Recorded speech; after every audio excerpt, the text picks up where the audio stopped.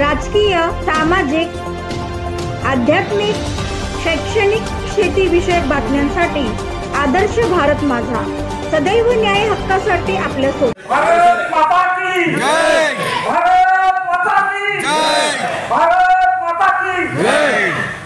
माहिती अधिकार कार्यकर्ता महासंघ फेडरेशन अधिवेशन 2025 मध्ये निर्भय महाराष्ट्र पार्टी संस्थापक जितेंद्र भावे यांचा ठाणे जिल्ह्याच्या माहिती अधिकार कार्यकर्त्यांच्या वतीने सत्कार।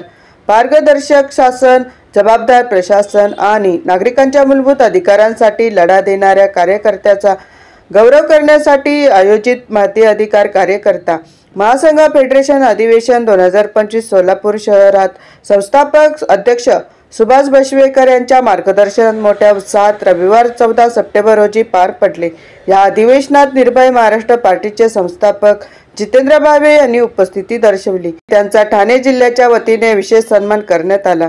कार्यक्रमात ठाणे जिल्ह्यासह राज्यभरातील सामाजिक कार्यकर्ते, माहिती अधिकार तसेच विविध क्षेत्रात कार्यरत व्यक्तिमत्व आणि सामाजिक संघटनांचे पदाधिकारी मोठ्या संख्येने उपस्थित होते। प्रमुख मान्यवरांच्या हस्ते जितेंद्र भावे यांना शाल गुच्छ देत सत्कार करण्यात आला। भावे यांनी गेल्या अनेक वर्षापासून पारदर्शक शासन व्यवस्था निर्माण व्हावी, भ्रष्टाचाराविरुद्ध लोकजागृती व्हावी आणि सामान्य नागरिकांना न्याय मिळावा या हेतूने कार्य केले आहे। त्यांच्या नेतृत्वाखाली निर्भय महाराष्ट्र पार्टीने अन्यायग्रस्त, वंचित आणि शोषित घटकांच्या प्रश्नांवर निर्भयपणे आवाज उठवला। अधिवेशनात पारदर्शक शासन, भ्रष्टाचारमुक्त कारभार, नागरिकांचे हक्क यावर मार्मिक बोध मिळाला। तसेच सन्मान सोहळ्याने अधिवेशनाला ऊर्जा व उत्साह दिला। ठाणे जिल्ह्याच्या वतीने जितेंद्र भावे यांचा सत्कार करताना महाराष्ट्र उपाध्यक्ष शंकर वळवले, ठाणे जिल्हा अध्यक्ष ग्रामीण अशोक पडवळ, जिल्हा अध्यक्ष ग्रामीण दयानंद भाऊ, उल्मिक जिल्हा अध्यक्ष ठाणे शहर, कार्याध्यक्ष संतोष गोडे, शांताराम पाटील, सरचिटणीस रुपाली जाधव, जिल्हा अध्यक्ष महिला, तालुका अध्यक्ष माया मगर, सुनीता विश्वे, राजेश पडवळ, देवराम सूर्यवंशी, समाधान साळवे व सर्वच प्रमुख पदाधिकारी यांच्या वतीने सत्कार करण्यात आला।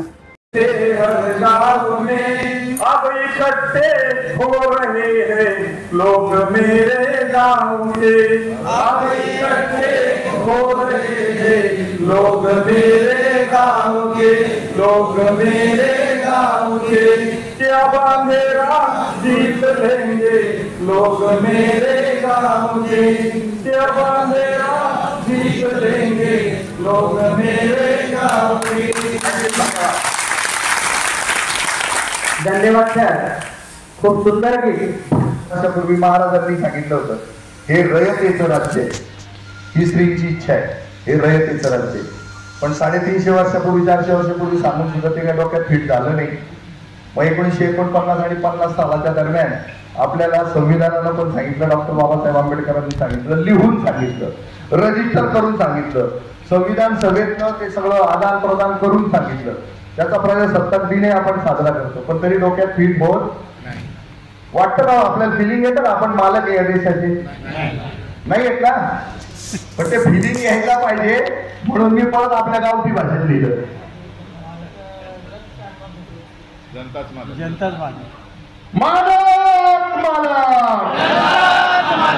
अरे या देशाची मालक मालक। 2 वर्षातच आम्ही खूप लोकप्रिय झालो, केवळ या घोषणेमुळे झालं। पण आम्ही काही वेगळ्यांनी निवडून काढलं जाऊ दे असलं काहीच नाही। आम्ही संविधानातलं लिहिलेलं जे आहे ते फक्त आपल्या प्रचलित भाषेमध्ये सांगितलं। तर तुम्ही सगळे जमलेले माझे या देशाचे मालक, तुम्हाला पुन्हा एकदा कुर्णीसात करतो आणि माझ्या मूळ भाषणाला सुरुवात करतो। त्यांनी मोजतो, पण तो मला माहित नाही तुम्ही मला काय काय दिले। मी तर कार्यकर्ते सांगितले, तुम्ही मला कार्यकर्ते दिले, पण तुम्ही लोक काय काय देता माहिती का? मला दरवेळेला अक्कल देता।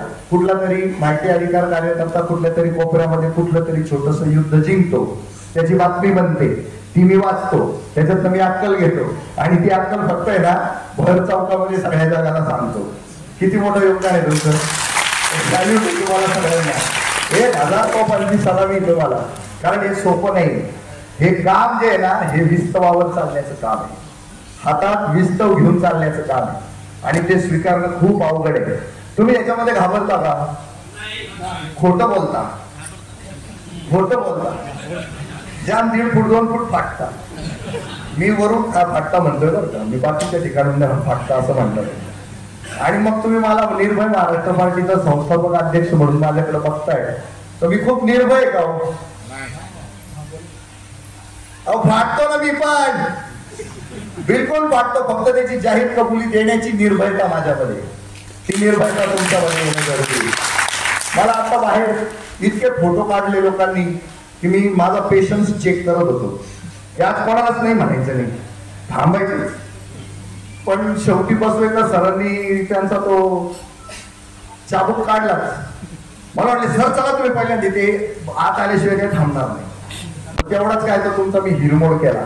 मग त्याच्यातच काही कार्यकर्ते मला सांगत होते मी असा लढा दिला, मी तसा लढा दिला.